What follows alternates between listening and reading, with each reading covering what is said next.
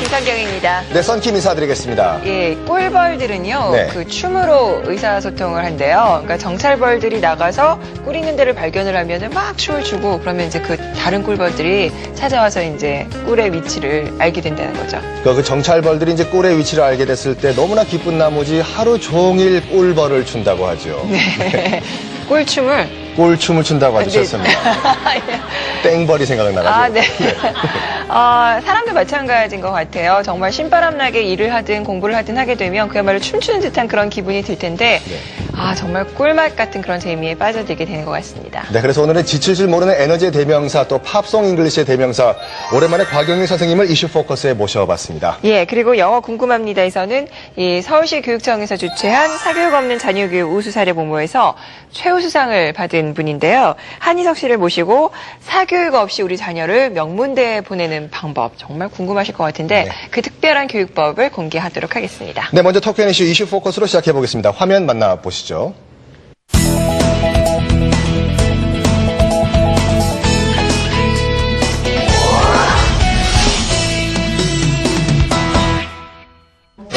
전기와 다른 점은 굉장히 컸잖아요. 뛰어난 영어 실력과 재치 있는 말솜씨로 영어 방송계의 한 시대를 풍미했던 이가 있습니다. 바로 팝송 영어의 대명사로 불리는 곽영일 씨인데요. 일리가 있고.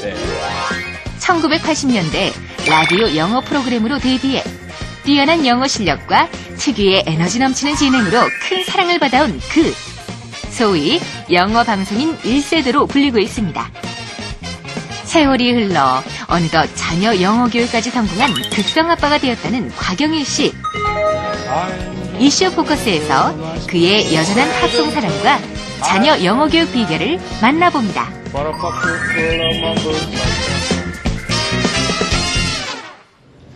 예, 혼자 나오셨는데 벌써 이 스튜디오에 에너지가 꽉 찬 것 같습니다. 정말 존재만으로도 그 에너지가 느껴지는 분인데요. 네. 곽영일 선생님 오셨습니다. 안녕하세요. 어서 오십시오. 네. 자, 그리고 또 이 시간 도움 말씀 주실 분이죠. 한양대학교 영어교육학과 한문섭 교수님 어서 오십시오. 안녕하세요. 정말 오랜만에 뵌 것 같아요. 감사합니다. 예. 저는 지금 일석삼조라는 생각이 드는데 예. 우리 또 김성령 아나운서도 뵙고 저는 잘 기억하는데 기억잘 못해요. 우리 아니에요, 썬킴은 아니에요. 익히 들어서 네. 학생들이 좋아하시고 또 우리 교수님은 또 제가 존경하는 또 랭귀지 애퀴지션, 언어 습득의 권위자시고 예. 많이 배우고 싶습니다. 일석삼조, 꼭 먹고 알 먹고 털 뽑아 박제하는 겁니다. 털 뽑아 박자다. 네. 근데 우리 곽영일 선생님 교수님도 뭐 그 중심에 계셨지만 한 11년 전인가요? 그 예. 90년대 말에 각 방송 3사마다 아침 영어 프로그램 경쟁이 치열했는데요. 예. 그때 상황이 어땠습니까? 공중파에서 제가 이제 KBS 87년부터 90년까지 네. 이제 굿모닝 팝스를 하는데 예, 맞아요. 그런데 굿모닝 팝스 있었고요.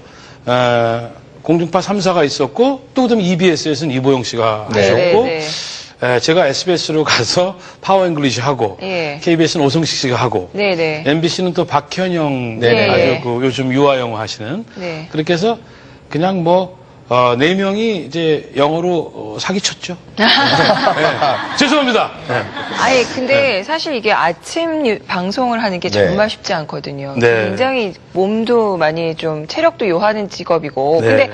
근데 또 듣는 사람들의 항상 컨디션을 생각을 해야 되니까 네. 진행자는 왜 더 업이 돼야 되잖아요. 죽는 줄 알았습니다. 그죠? 사실은 제가요, 네. KBS 프로그램은 녹음 프로예요. 아, 그거 다 생방 아니었습니까? KBS는 녹음이고요. 네. SBS로 와서 하니까 국장이 그러시더라고요. 생방으로 해야 된다고. 아. 이기려면 생방으로 해야 된다고 그래요. 네.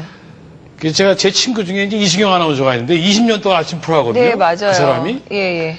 그래서 아침 6시에 생방하려면 4시 반에 나와야 돼요. 네네. 그 아나운서분들 흉내내면서 했는데 많이 힘들었는데 목소리도 좀 잠기고요. 네네, 맞아요. 그런 게 좀 있었습니다. 예. 근데 그렇게 하시다가 그동안은 또 방송에서 좀 한동안 보기 네, 힘들었는데 어떻게 2004년까지 지내셨어요? 방송하고요. 네. 2005년부터는 이제 대학의 겸임 교수 하면서 지금 현재는 단국대학교하고 한성대학교에서 지금 영문과 교양학부에서 겸임 교수 하면서 책 쓰고 네. 이제 텔레비전 특강하고 있습니다. 네. 아. 지금도 제가 아침 출근할 때마다 지금도 그 아침 라디오 코너 하고 계시죠? 예. 매일 듣고 이제 출근을 예. 하고 있는데 굉장히 재밌으시더라고요. 부끄럽습니다. 아이, 별 말씀을요. 예. 네. 근데 지금 그 어떻게 보면은 영어 선생님이라기보다 곽영일이라고 하면은 어떻게 보면 예능인 또 MC 이렇게 또 캐다고리가 달라졌다고 보는데요. 본인은 어떻게 영어 선생님으로 본인을 생각하십니까? 아니면 예능인 방송인으로 보십니까?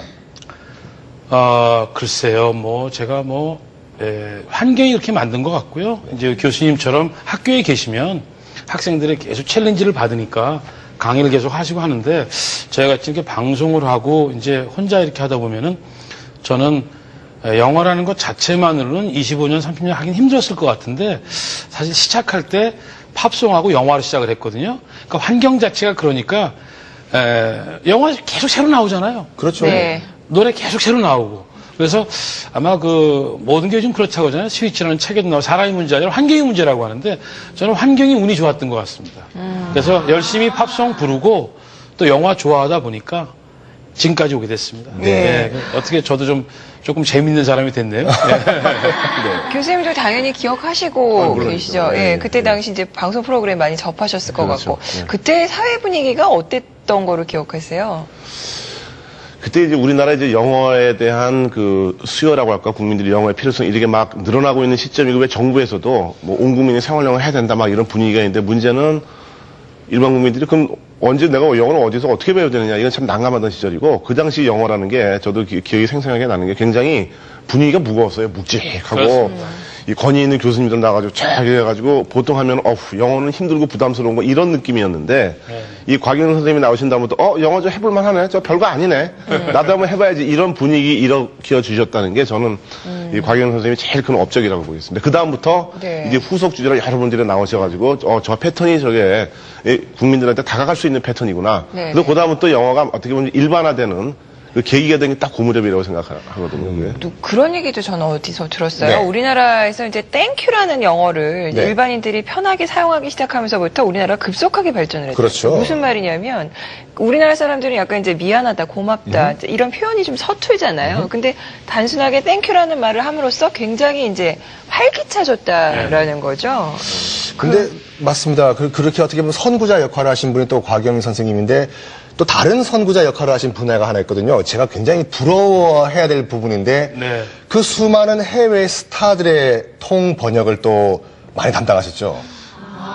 제가 혹시 저는 이제 우리가 영어 단어를 말씀드려도 될지 모르겠는데, accessibility라는 단어가 있지 않습니까? 사실은 지금 우면동에서 화재가 나면은 서초소방서에서 오잖아요. 소래포구에서 물 길어 오는 거 아니거든요. 그래서 이제 가까이에서 가는 건데, 제가 80년대에 공중파에서 방송을 하고 있으니까, 이제 스타들이 왔을 때 멀리서 구할 수가 없잖아요.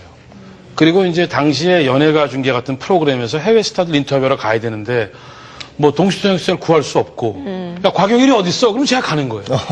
그래서 제가 아놀드 슈왈츠네거를 만나러 일본도 여러 차례 갔고, 또 로버트 드니로가 드라큘라 영화 찍었죠? 그럼 뉴욕으로 가야 되고, 그래서 그냥 제가 잘해서가 아니라 그때 그 자리에 있었고요. 제가 또 이런 말씀이 화제가 어떻게 될지 모르겠는데, 교수님 저는 또 이런 생각을 보거든요. 빌 게이츠가 56년생이거든요. 네. 스티브 잡스도 그러고, 그 사람들이 다 우리로 치면 76학번, 75학번들이에요.